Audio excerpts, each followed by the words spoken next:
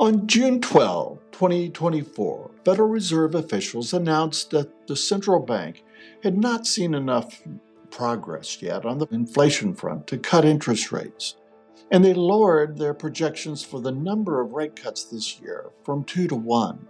That was big news since only a few months ago expectations were for 3 cuts in 2024. Some critics, including an array of prominent economists, worry that these restrictive policies will lead to a recession. So I've been asked, what are the implications of the Fed's caution on interest rates? I'll start by saying that I'm skeptical about most of the old rules and rules of thumb that guided these economic predictions in the past. I'm persuaded that many of them no longer apply. The pandemic, its scrambling of supply chains, the disruption of labor markets, the erosion of globalism, the changes in U.S. fiscal policy, the war in Ukraine and the West sanctions on Russia have all fundamentally changed the global economy in ways that are really difficult to grasp.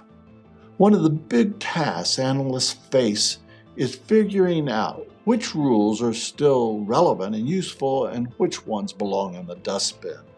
This uncertainty presents a difficult challenge for monetary policymakers, and it's a major reason why the Fed is proceeding so cautiously, guided by only the most recent data on inflation, employment, retail sales, producer prices, and inflation expectations.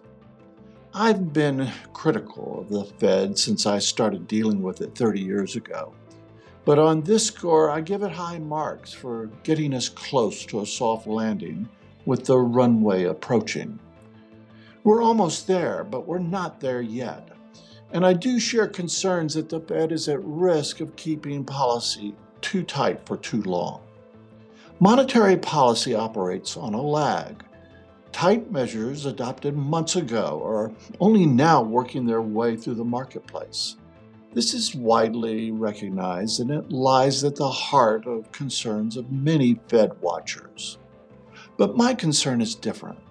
Conventional wisdom has it that high interest rates are now crucial to squeezing the last remnants of inflation out of the economy.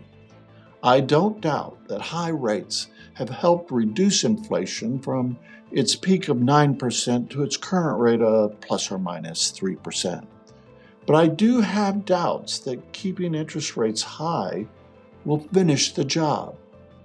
Why? Because in the past, high interest rates have worked most of their magic by suppressing the housing market. High rates reduce spending on new housing construction, raise mortgage rates, thereby reducing demand for new and existing housing. It suppresses spending on furnishings for new homes, and it reduces labor demand in all those sectors. These pressures have reduced inflation in the past. But today's housing market is very different from those of yesteryear. The key to understanding what that difference lies in understanding how many homeowners are locked into their current houses by the low mortgage rates they hold. Many homeowners today have interest rates below 4% because they financed or refinanced their homes 2 or more years ago when rates were low.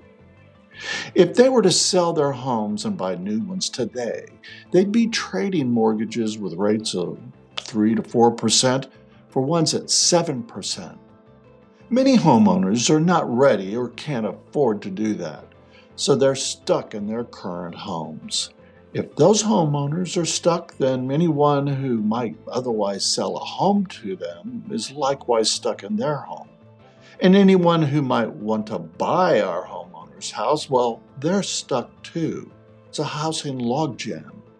So because there are so many homes that are off the market due to high interest rates, housing prices remain high. And when you combine high mortgage rates with high home prices, you have high housing inflation.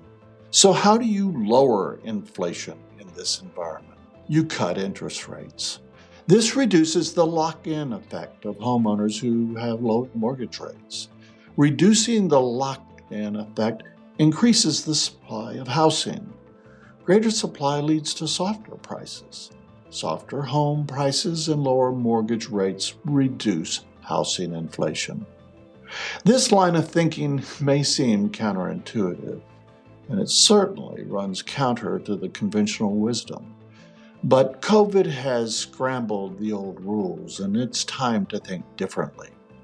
We should lower interest rates sooner rather than later, not only to avoid a recession, but also to finish the job with inflation. Thank you.